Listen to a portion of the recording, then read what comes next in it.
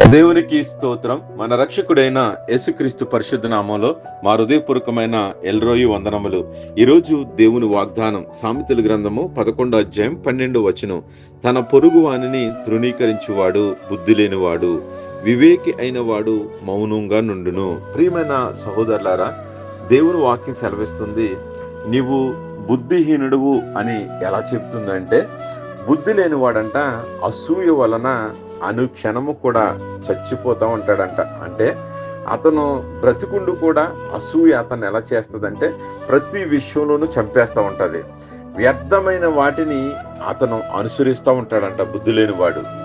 చెడు పనులు చేయటానికి బుద్ధిహీనుడు అది ఒక ఆటగా పెట్టుకుని అనేక మందిని ప్రక్కనున్న వారిని తృణీకరిస్తూ ఉంటాడంట.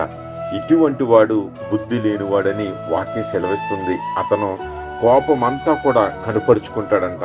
అనేక మందిలో కూడా కోపపడుతూ ఉంటాడు. కానీ వివేకి అయిన వాడు ఎలా ఉంటాడంటే మౌనంగా ఉంటాడు. ఈరోజు నువ్వు ఆలోచించాలి. యేసుక్రీస్తుని తీర్పుకు తీర్చుకు లేకుంటే ఆయనను వీధులలో నడిపించినప్పుడు, అనేక ప్రధానుల మధ్యలో నిలబెట్టినప్పుడు ఆయన మౌనంగా ఉన్నాడు. ఎందుకనంటే మహా వివేకి యేసయ్య. కాబట్టి ఈరోజు నీవు కూడా బుద్ధిహీనుడుగా ఉంటున్నావేమో ఒకసారి ఆలోచించుకో.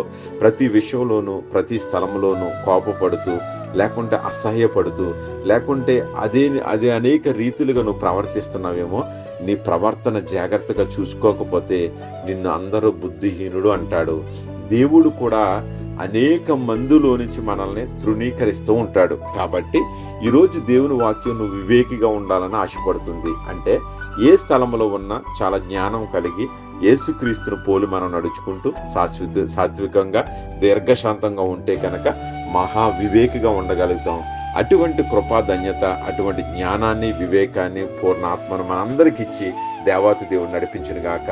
ఆమేన్. God bless you.